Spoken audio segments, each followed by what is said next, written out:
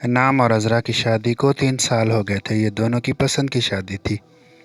दोनों मियाँ बीवी खुश-खुर्म ज़िंदगी गुजार रहे थे। उनका 2 साल का एक बेटा था जिसका नाम उन्होंने रिज़वान रखा था। नाम की मोबाइल फ़ोन पर ही अज़रा से दोस्ती हुई थी। बाद अज़ां ये मोहब्बत में बदल गई थी। अज़रा के वालिद फ़ौत हो चुके थे। अज़रा से एक छोटी बहन और 2 भाई थे। अज़रा के वालिदैन भी वफ़ात पा चुके थे और वो इस भरी दुनिया में अकेला था।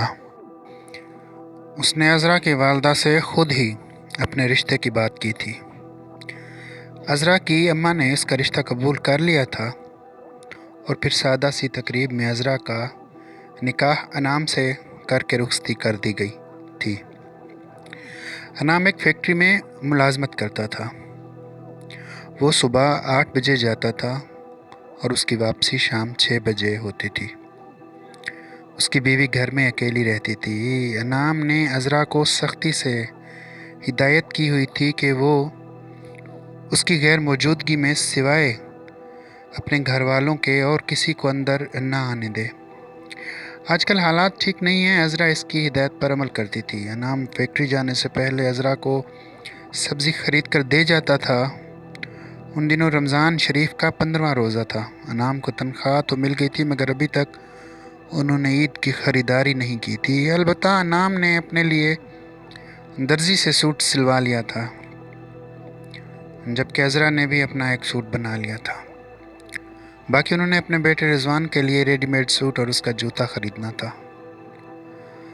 अनाम ने कहा था कि संडे को उसकी छुट्टी होगी तो वो दोनों मियाँ बीवी रिज़वान के लिए शॉपिंग के लिए बाज़ार चलेंगे। इस दिन 18वां रोज़ा था। गर्मियों का मौसम था और शाम के 5 बज रहे थे। अज़रा इफ्तारी की तैयारी कर रही थी कि इसी लम्हे दरवाज़े पर दस्तक हुई तो अज़रा चौंक पड़ी। उसने समझा कि शायद अनाम आ गया है। चुनाचे वो किचन से निकलकर दरवाज़े की तरफ बढ़ी। कौन है? उसने दरवाज़े के करीब जाकर पूछा। बाजी, मुझे प्यास लगी है, क्या पानी मिल सकता है? दूसरी तरफ से किसी लड़की की आवाज़ सुनाई दी तो अज़रा, जी मिल सकता है। लेकिन वो चौंक पड़ी और सोचने लगी कि वो क्या करे, क्योंकि अनाम ने उसे सख्ती से मना किया हुआ था कि वो उसकी गैर मौजूदगी में किसी को भी घर में ना आने दे। वो हैरान भी थी कि लड़की ने रोज़ा नहीं रखा था। क्या तुम रोज़े नहीं रखती? बाजी, मैं काम काज वाली हूँ इसलिए रोज़े नहीं रखती। बाजी, मुझे प्यास लगी है, मेहरबानी करके पानी पिला दें, दुआएं दूंगी। एक बार फिर दरवाजे पर मौजूद लड़की की आवाज़ सुनाई दी। तुम्हारा एहसान होगा। बाजी, एक लड़की एक बार फिर दरवाजे पर मौजूद खड़ी थी। क्या तुम किसी और घर जाकर पानी पी लो? अज़रा ने कहा। मैंने और घरों के भी दरवाजे खटखटाए हैं लेकिन कोई दरवाज़ा नहीं खोल रहा, लड़की ने जवाब देते हुए कहा। क्या तुम इतनी बेहिस हो कि गिलास पानी ही नहीं ला सकती? क्या इस दुनिया से इंसानियत ख़त्म हो गई है? मेरा हल्क खुश्क हो रहा है और मैं बेहोश होने वाली हूँ। अज़रा को उस पर तरस आ गया क्योंकि वो सादा लोह और एहसास करने वाली लड़की थी। उसने सोचा कि पानी पिलाने में क्या हर्ज है। चुनाचे उसने दरवाज़ा खोल दिया। उसके सामने एक नौजवान और हसीन लड़की खड़ी थी। उसने गुलाबी रंग का सूट पहना हुआ था, सफ़ेद रंग की चादर ओढ़ी हुई थी और उसकी उम्र 22-23 साल के लगभग थी। उसने अपना चेहरा ढांपा हुआ नहीं था। आ जाओ, अंदर आ जाओ, अज़रा ने इस लड़की से कहा तो वो अंदर दाखिल हो गई। अज़रा ने दरवाज़ा बंद किया और उसे लिए सहन में आ गई। बैठो, मैं तुम्हारे लिए पानी ले आती हूँ, अज़रा ने लड़की से कहा। तो लड़की एक कुर्सी पर बैठ गई जबकि अज़रा किचन की तरफ बढ़ गई। इसने फ्रिज खोलकर ठंडे पानी की एक बोतल निकाली और गिलास उठाकर वो सहन में आ गई। उसने गिलास भरकर लड़की को दिया तो लड़की पानी घटा-घट पी गई। ऐसा लगता था जैसे वो कई दिनों से प्यासी हो। बाजी, एक गिलास और दे दो, लड़की ने कहा तो अज़रा ने गिलास में मज़ीद पानी भर दिया जिसे वो भी एक ही सांस में पी गई। ममनून लहजे में कहा, बहुत बहुत शुक्रिया बाजी, अल्लाह तुम्हें इस नेकी की जज़ा देगा। लड़की ने गिलास करीबी मेज़ पर रखते हुए, तुम्हारा नाम क्या है और कहाँ रहती हो? अज़रा ने उसकी तरफ देखते हुए पूछा। बाजी, मेरा नाम नज़ीरा है और मैं हैदर कॉलोनी में रहती हूँ। मैं अपने बच्चे के कपड़े ख़रीदने बाज़ार गई थी और अब मैं घर जा रही थी कि मुझे शदीद प्यास लग गई। लड़की ने जवाब देते हुए कहा, मैंने चंद घरों के दरवाजे खटखटाए लेकिन मजाल है किसी ने दरवाज़ा खोला हो। तुम बहुत अच्छी हो बाजी कि तुमने मुझे पानी पिला दिया है। आजकल हालात ख़राब हैं, इसलिए कोई भी अपने घर का दरवाज़ा नहीं खोलता। अज़रा ने कहा, तुम ठीक कह रही हो बाजी, नज़ीरा ने असबात में सर हिलाते हुए कहा। फिर उसने घर का जायज़ा लिया। माशाल्लाह, आपका घर तो बहुत खूबसूरत है बाजी। आपके मियाँ क्या काम करते हैं? मेरे मियाँ एक फैक्ट्री में मुलाजमत करते हैं, अज़रा ने जवाब देते हुए कहा। और तुम्हारे मियाँ क्या करते हैं? मेरा मियाँ कुछ भी नहीं करता, अज़रा ने जवाब दिया। वो सारा दिन घर पर पड़ा चारपाई तोड़ता रहता है। बाजी, तुम्हारी शादी को कितना अरसा हो गया है? 3 साल हो गए हैं, अज़रा ने बताया। बाजी, क्या तुम्हारे पास सोना भी है? नज़ीरा ने कहा तो अज़रा बेख्तियार चौंक पड़ी और उसके दिल में तरह तरह के ख्यालात आने लगे। हाँ है, लेकिन तुम क्यों पूछ रही हो?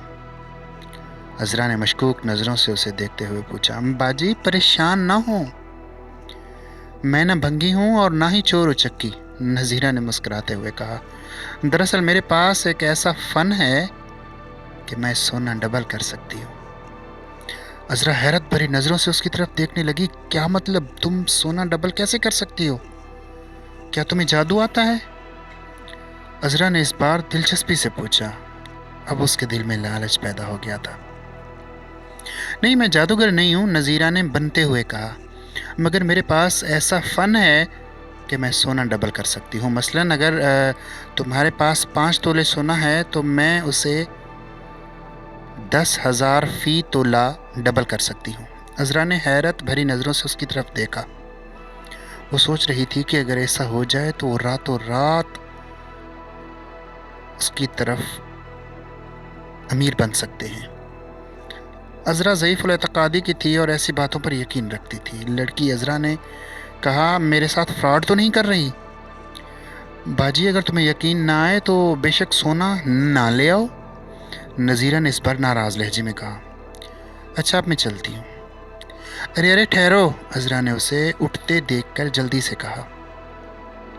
मैं तो वैसे ही पूछ रही थी, नाराज़ ही हो गई।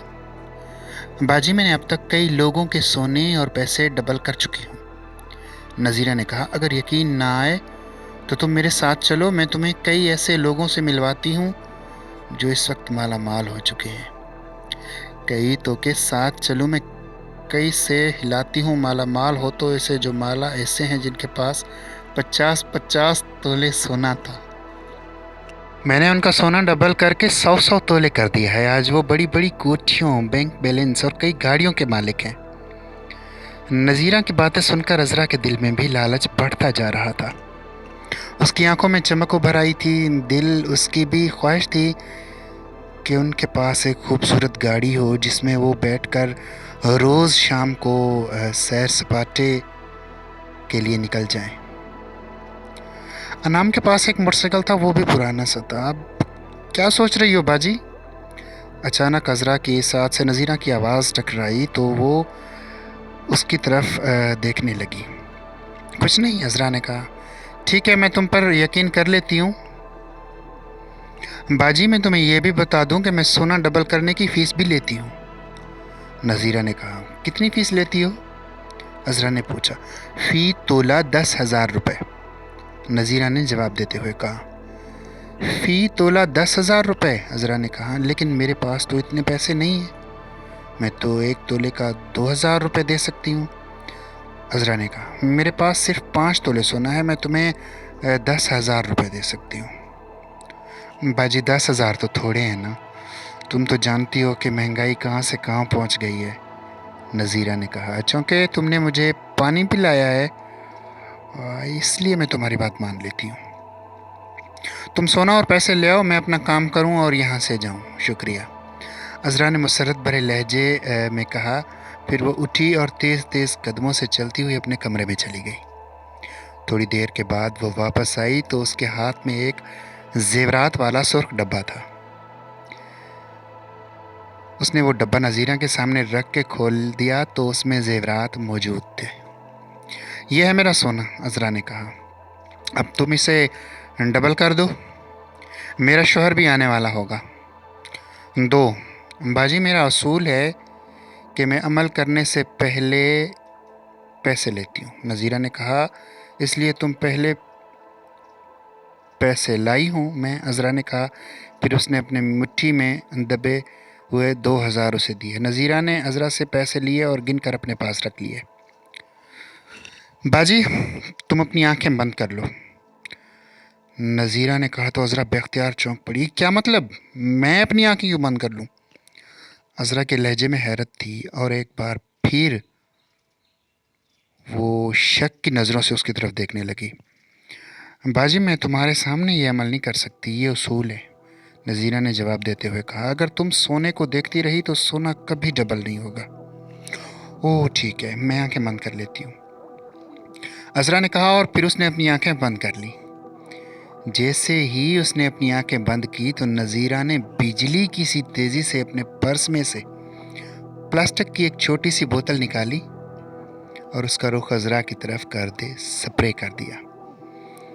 تو عذرا نے بے اختیار آنکھیں کھولی، مگر دوسرے ہی لمحے اسے اپنے دماغ میں تاریکی بھرتی ہوئی محسوس ہوئی. وہ لڑکھڑائی، لہرائی اور کرسی پر ڈھیر ہو گئی. اس کی گردن دائیں طرف ڈھلک گئی تھی.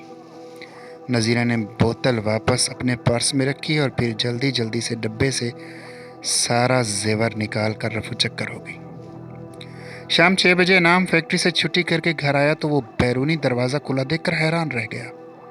اس نے موٹر سائیکل دروازے کے پاس کھڑی کر کے لاک کی اور گھر میں داخل ہو گیا. اس کی نظر جیسے ہی صحن میں کرسی پر بے ہوش پڑی عذرا اور میز پر رکھے زیورات والے ڈبے پر پڑی تو وہ بے اختیار چونک پڑا. وہ جلدی سے آگے بڑھا اور عذرا کو ہوش میں لانے لگا. جلد ہی عذرا ہوش میں آ گئی. اس نے انعام کو دیکھا تو وہ ہذیانی انداز میں چیخنے لگی.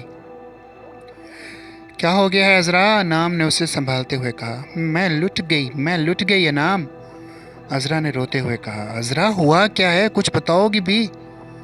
انعام نے جھنجھلا کر کہا تو عذرا نے ساری بات اسے بتا دی. انعام اپنا سر پکڑ کر رہ گیا. عذرا تم کس دنیا میں رہتی ہو؟ تم پڑھی لکھی ہو کر ایسی باتوں پر یقین رکھتی ہو؟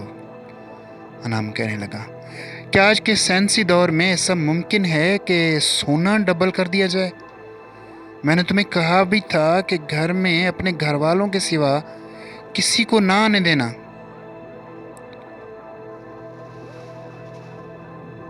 اور اسی طرح ایسی عورتیں تمہاری جیسی عورتوں کو بیوقوف بنا لیتی ہیں. لوگ پانی پینے کے بہانے گھروں میں داخل ہوتے ہیں اور اپنی چکنی اور باتوں میں انہیں پھانس لیتے ہیں. جو سمجھدار ہوتے ہیں وہ ان کی باتوں میں نہیں آتے، مگر تم جیسی لڑکیاں ان باتوں پر یقین رکھتی ہیں، وہ ان کے جھانسے میں آ جاتی ہیں.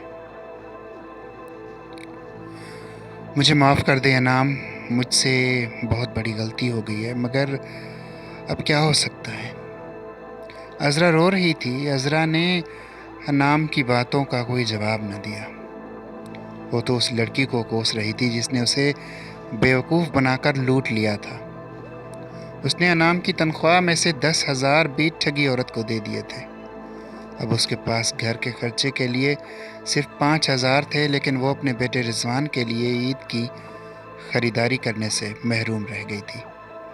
کہانی کو لائک اور کمنٹ ضرور کریں. بہت شکریہ.